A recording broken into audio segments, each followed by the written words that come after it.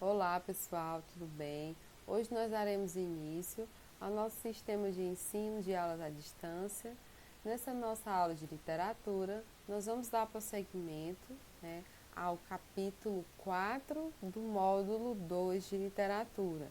Nós vamos falar um pouco sobre o trovadorismo, essa escola literária que se desenvolveu entre os séculos 12, 13 e 14 e vamos compreender um pouco mais sobre essa escola literária, as suas principais produções e os seus principais representantes. Bom, à medida que vocês forem estudando outras escolas literárias, vocês vão observar que para você compreender a obra produzida nos períodos, para você compreender realmente como funcionava o artista daquela época, é necessário que nós compreendamos o contexto histórico no qual essa obra foi produzida. Aqui nós vamos destacar o teocentrismo.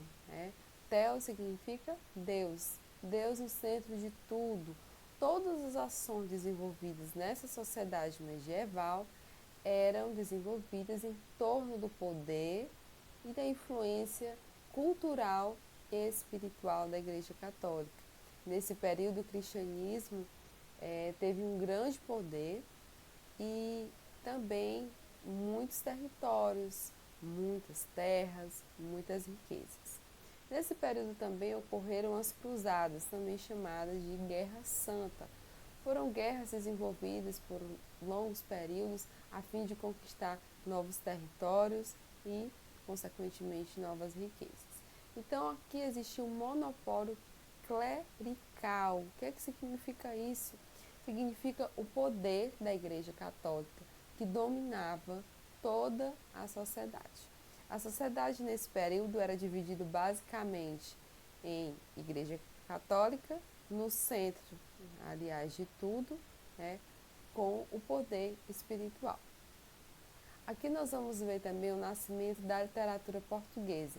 Essa literatura surgiu basicamente com o país. A história da literatura portuguesa acompanha o surgimento do país.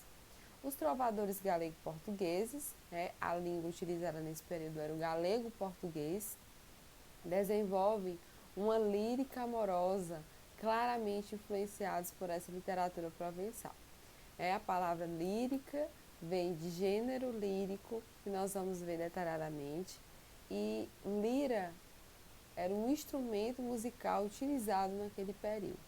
Então nós acreditamos, segundo os relatos históricos, que o primeiro texto literário desse período, escrito em galego-português, seja a Cantiga da Ribeirinha.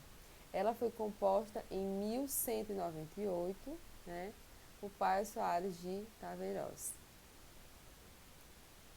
Então, o galego-português, eu não sei se vocês conhecem essa expressão.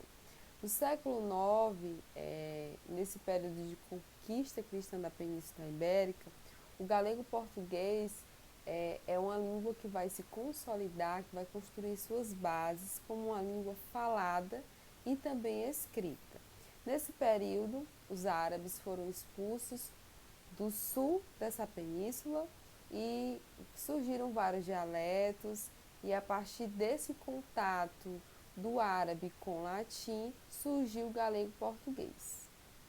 Então aqui eu tenho um trecho da Canção da Ribeirinha, escrita em 1198, como eu já mencionei, e aqui está escrita em galego-português, e aqui nessa segunda coluna vocês podem observar essa canção escrita de acordo com o português atual, ou pelo menos trabalhado de forma aproximada. É bem parecido, se vocês observarem, algumas expressões têm alguma sílaba, um fonema diferente, mas são bem semelhantes. É algo bem interessante de se observar a evolução que a nossa língua teve, de 1198 até 2020.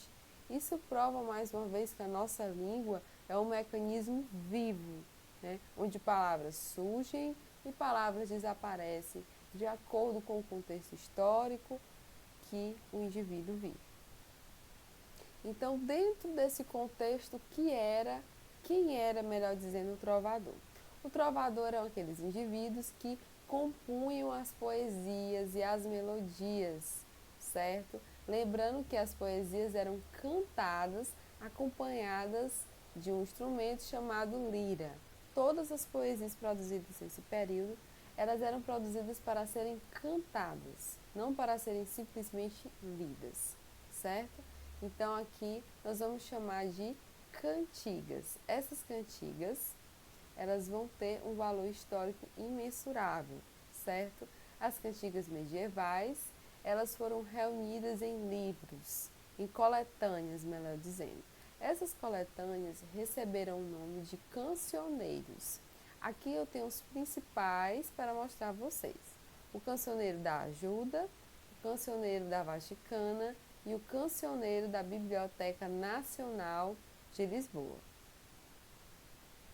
E dentro dessa produção poética belíssima, que fala de sentimento, que é cantada, nós vamos encontrar o eu lírico. Quem é o eu lírico? O eu lírico é a fala, é a voz, o eu que habita dentro da poesia, certo? Bom, e para nós encerrarmos, né, essa introdução ao trovadorismo, nós vamos falar um pouco das cantigas. As cantigas foram divididas em líricas e satíricas. As cantigas líricas foram subdivididas em cantigas de amor e cantigas de amigo. E as cantigas satíricas em cantigas de escárnio e maldizer. Bom, na próxima aula nós vamos continuar detalhando as cantigas líricas e satíricas, citando as suas principais características, certo? Até a próxima aula, um forte abraço.